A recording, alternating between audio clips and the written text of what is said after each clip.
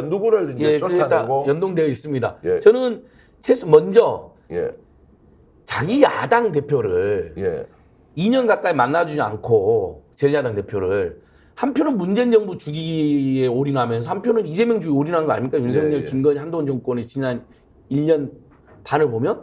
근데 정치검찰의 불법 부당 수사에 타협하거나 심지어 내통해가지고 체포동의안을 2번 연속 가결시키려고 했던 사람들, 한 번은 부결되면 한 번은 가결되지 않았습니까? 네. 그 사람들은 진짜 가슴에 손을 얹고 정계를 떠나야죠. 대체로 누군지는 다 알고 있습니까? 아니 소문은 친문 중진 일부, 예. 친문 중에도 지금 친문과 함께 열심히 싸우는 분도 있으니까 예. 절대 우리가 일반의 오류를 해서는 안 됩니다. 예. 친명 중진 일부, 586 중진 일부가 주도했다는 게 통설입니다. 예. 그 사람들은 가슴 손을 얹고 진짜 떠나야 된다니까, 양심 고백하고. 근데 아직까지도 가결했다는 말을 안 하고 있잖아요. 대여섯 명 외에는. 그런 비겁함이 어디 있습니까? 어쨌든 그 사람들을 당 내에서 예. 일단 공천 배제해야 한다. 이렇게 그렇죠. 확인이 되면 배제해야 된다고 보지만은 그 전에 양심적으로 정치검찰 정권과 투쟁할 생각이 없는 거잖아요. 심지어 자기 당 대표를 팔아 넘기려고 그랬잖아요. 불출마해야죠. 그리고 거기다 아까 저희들 말한 것처럼 정말 대한민국이 지금 해결해야 될 저출생 고령화, 불평등 양화, 민생고의 과제, 그다음에 검찰 독재를 또 타파하고 남북 간에 지금 전쟁이 날 것 같은데 골프나 치러 다니고 노는 게 더 좋은 사람들, 그럼 밖에 나가서 돈 벌고 놀면 되잖아. 누가 뭐라 그럽니까? 왜 정치를 합니까? 그 골프 자주 치는 사람 누군지 알고 계시죠? 그런 사람들을 대충 알아야 민당 꽤 예, 있어요. 그런 예. 사람. 아니 다시 한번 골프가 문제라는 건 저도 골프 나중에 쳐보고 싶어요. 아니 민주당 국회의원이 골프 치는 건 예. 뭐예요? 사업한 사람이 골프 치는 거는 뭐 진보든 어디든 아니, 관계없지만. 그리고 저도 예를 들면 골프도 예를 들면 일요일 오전에 교회 갔다 와서 예. 좀 쉬었다가 오후에 잠깐 친구들하고 치고 올 수도 있다고 봐요. 1년에 300일 치는 사람. 근데 1년에 예. 회기 중에도 상임위 열려 있는데도 예. 주중에도 심지어 주말에 우리 막 민주당이랑 국민들 집회하고 있는데 집회도 한 번도 안 나와보고 놀러 다니는 사람이 있어요. 그런 사람들 왜 정치를 하냐면 그 사람들은 그냥 밖에 나가서 놀러 다니면 되잖아요. 저 골프 자주 치는 사람 회기 중에 상임위 열릴 때 항상 배제시키자. 예를 들면 그렇게 이제 상징적으로 말씀드리는 예. 건데 그렇게 해서 전체적으로 정치검찰 독재권에 싸울 생각도 없고 서민 중산층들의 지금 민생고에 대해서 내일처럼 생각하지 않는 사람들은 다 이제 이번엔 그만두라는 겁니다. 스스로. 그리고 공관위에서 정말 치열하게 논의해서 걸러내자는 겁니다. 호남 쪽의 기득권 문제는 어떻게 합니까? 호남 민주당의 그 기득권. 호남 민주당이 오히려 그런 사람이 더 많다는 평가를 받는 거 많다. 아닙니까? 예, 기득권화 돼가지고. 최근에 제가 광주에서 활동하고 계신 언론인 한 분한테 얘기 들으니까 지긋지긋해서 미치겠대요. 네. 정말로 영남의 국민의힘 욕하는 것보다 이번 총선에서 어찌됐든 광주에서 기득권화되어 있는 호남의 민주당 세력을 어떤 식으로든 혁신하고 물갈이해야 한다 이런 목소리를 정말 그것 때문에 자기는 언론인으로서 직업을 포기할 수 없다 이런 이야기까지 하더라고요. 맞습니다. 지금 전체적으로 민주당 현역 의원들 여론조사만 50%에서 55%가 물갈이해야 된다는 답이 나오는데 호남에서는 70% 안팎이 예. 싹 바꿔버려야 된다 이렇게 답이 나옵니다. 그러니까 그만큼 우리 민주 세력에 뿌리했던 우리 호남 민중들이 호남 민주당 세력들을 키워줬더니 오히려 그걸 배반하고 검찰 독재하고도 안 싸우고 지역 유지하고 자주 만나는 사람도 지역 유지들이고 이러면 이건 완전 민중에 대한 비신이죠. 어쨌든 이제 그런 부분이 공천 과정에서 뭔가 좀 이루어지도록 이재명 당대표를 비롯한 진민주당 공관위가 해야 한다는 이제 과제. 이것은 이제 민주당 내에서 혁신 공천을 어떻게 할 것이냐는 거고. 지금 이제 외연을 확장을 시켜서 범진보 진영, 범민주 진영의 이번 총선 전략은 어떻게 가는 게 맞습니까? 조금 이제 좀 거시적인 얘기부터 구체적인 얘기 좀 하겠습니다. 그 선거제 아까도 얘기했지만 승자 독식 구조를 갖는 미국이나 한국 같은 경우가 불평등의 양극 구조가 가장 심각한 나라죠. 인간 개발 지수나 행복 지수가 가장 높은 나라들은 보면 다당의 다원적인 정치 구조를 갖고 있어요. 다양한 정책들이 경쟁하고 연합해서 집권도 하기도 하고 야당으로 비판도 하면서 그 정책과 비판이 아주 역동적으로 작동하면서 선의적 경쟁, 선순환적 정치 구조가 이루어지죠. 그렇기 때문에 이번 총선을 통해서 선거제 개혁을 바꾸는 게 대단히 중요한데 조금 격가지 얘기지만 저는 이번 총선 끝난 다음에 광노현 전 교육감하고 저하고 추미애 의원하고 시민의회 쟁취 시민운동본부를 하려고 그럽니다. 시민의회 쟁취 시민운동. 시민운동. 예. 핵심적인 거는 우리가 너무 이번에 겪은 선거제도를 좀 제대로 고치자. 그다음에 대통령 선거도 결선제도를 도입하자. 헌법도 권력구조에 문제가 있다면 시민의회를 통해서 1년이 아니고 2년이 아니고 5년을 토론하더라도 제대로 좀 헌법도 바꿔보자. 우리 사회를 발목 잡고 있는 국가보안법, 제도 정치 갖고는 안 된다. 시민의회에서 토론해서 국가보안법 폐지하든 개정하든 하자. 그래서 저는 4월 이후에 저의 마지막 남은 여생을 시민의회 운동에 헌신하고 싶습니다. 조금 격가지로 나갔고요.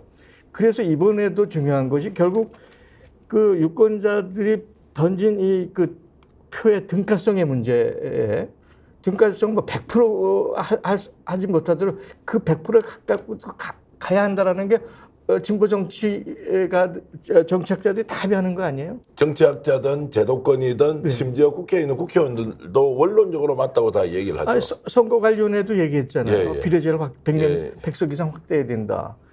그 지난번 촛불의 성과 중에 하나가 아주 결함이 많지만 그래도 준연동제에서 47석을 준연동제로 해서 그래 비례성을 좀 한 발자국 더 강화하자. 예. 이게 첫걸음이거든요. 거기서 조금 더 나가면은 비례의석을 100석을 하든 국민들만 제대로 설득하면요. 지역과 비례를 1대1로 하는 게 가장 이상적이죠. 정치적으로 볼 때. 그렇게 한 발자국 가야 되는데 현실적인 자기 이해관계 때문에 그 지금 연동형이냐 병립형이냐 지금 민주당이 논쟁하고 있는 거잖아요. 저는 민주당의 아는 국회의원들 혹은 지도부에 끊임없이 메시지를 합니다. 유아 독전, 민주당 자강론에 빠지는 유아 독전은 자강론이 아니야. 자폐론이야. 자가당촉에 스스로 갇히는 어리석음이야. 자멸할 수 있다. 그렇죠. 예. 그 민주당이 살기 위해서라도 민주당 좌우의 합리적인 보수와 미래를 얘기하는 진보 세력과 함께 정책 경쟁을 하면서 자기를 연마해 가야 민주당의 앞길이 열리지. 자기 기득권만 지고 자기가 맏형이다. 자기 혼자 할 수 있다. 유아 독전, 자강론에 빠지면 민주당은 망합니다. 그런데 기본소득까지 우리가 한 번도 경험하지 못한 인류 문제를 직접적으로 기본소득이라는 개념으로 해보자고 했던 이재명 당대표는 왜 이 문제에 대해서 병립이냐 연동이냐를 가지고 빨리 의사결정을 하거나 국민을 설득하거나 당원을 설득하지 않느냐. 이 부분은 어떻게 보십니까? 제가 속내는 모르죠. 예. 굉장히 안타까운 상황입니다. 그런데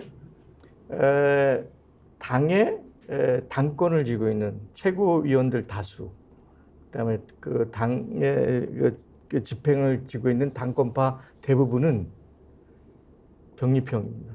그 민주당 자강론, 내가 얘기하는 자폐론자들인데 다행히 뭐 우원식 의원이라든지 이탄희 의원 등에서 이제 비당권파나 진짜 나라를 걱정하는 그룹이 지금 뭐 한 90명 가까이 그 이제 연동형으로 가야 된다 해서 지금 당내 의견이 팽팽하잖아요.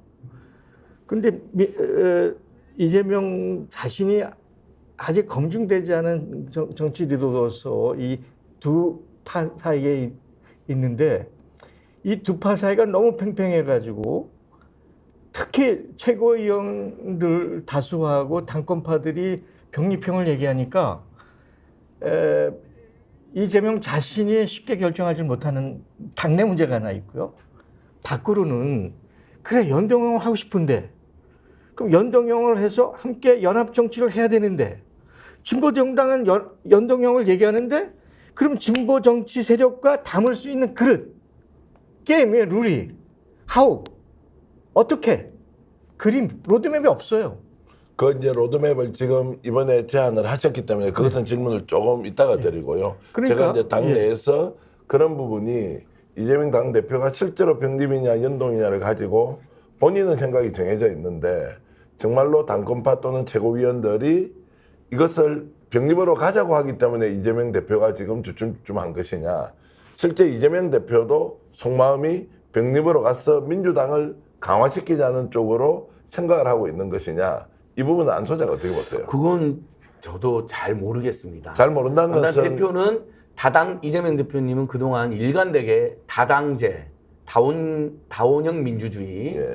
그리고 표가 최대한 지역이든 정당이든 표를 우리 국민이 던졌을 때 사표를 최소화해주는 연동형이 필요하다는 소신을 여러 차례 밝혀왔잖아요. 네. 그래서 저는 일단 병립형을 주장하는 분들의 의견도 일리가 있다고 봐요. 몇 가지가 있는데 일단 제도 이해가 쉽잖아요. 연동형이 좀 복잡하잖아요. 특히 준연동은 더 복잡하고. 그래서 차라리 병립형을 하자. 그리고 민주당을 진짜 사랑하는 사람들 입장에서 대표나 최고위원회나 추천하는 진짜 괜찮은 사람들을 연동형은 또 협상을 해야 되잖아요. 그 자매정당이든 위성정당이든 어떤 형태든 간에 명부를 또 논의를 해야 돼요. 누구를 할지 외부 세력하고 보니까 훨씬 복잡하고 지난한 과정이 있으니까 차라리 연대투쟁은 강화하되 이번엔 병립 가자는 분들의 입장도 일리는 있다고 봅니다만 그동안 이재명 대표님이 일관되게 주장해온 게 훼손이 되잖아요. 저는 제일 걱정하는 게 연동형이 훼손되는 것도 문제지만 이재명 대표 리더십이 엄청난 훼손과 타격이 올 거라 봐요. 왜냐하면 본인이 그동안 계속 주창했던 거 그리고 4년 전에 민주당이 결국 이걸 강행 처리까지 했거든요. 진보 정당들하고. 그래서 그걸 가로막는 과정에서 나경원 등등이 막 폭력을 행사했고 지금 재판도 받고 있어요. 근데 이걸 다시 병립하는 거 너무 설득력이 떨어지는 겁니다. 이재명 대표에 대한 리더십에 큰 타격이 오고. 그래서 저는 그게 걱정이고 대표님이 아주 신중히 고민하고 있는 걸로 알고 있습니다. 어저께 뭐 전당원 투표제 기사 났는데 확정된 건 제가 아니라고 지금 확인하고 왔고요.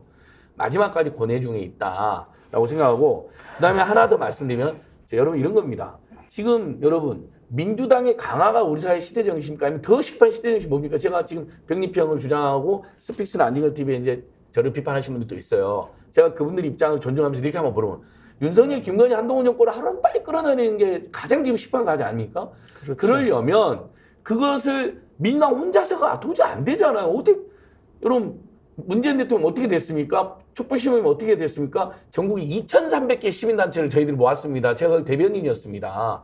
민주당뿐만 아니라 제야당 심지어 국민의힘을 이탈한 세력들까지 모아갖고 집회까지 나오게 했습니다. 국민의당은 당시 집회도 나왔습니다. 근데 또 그것도 겨우 됐습니다.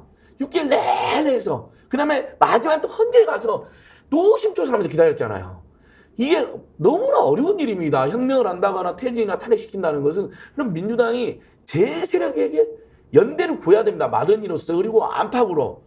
합리적인 보수 또 급진 진보까지 싹 안고 퇴진 탄핵 갑시다.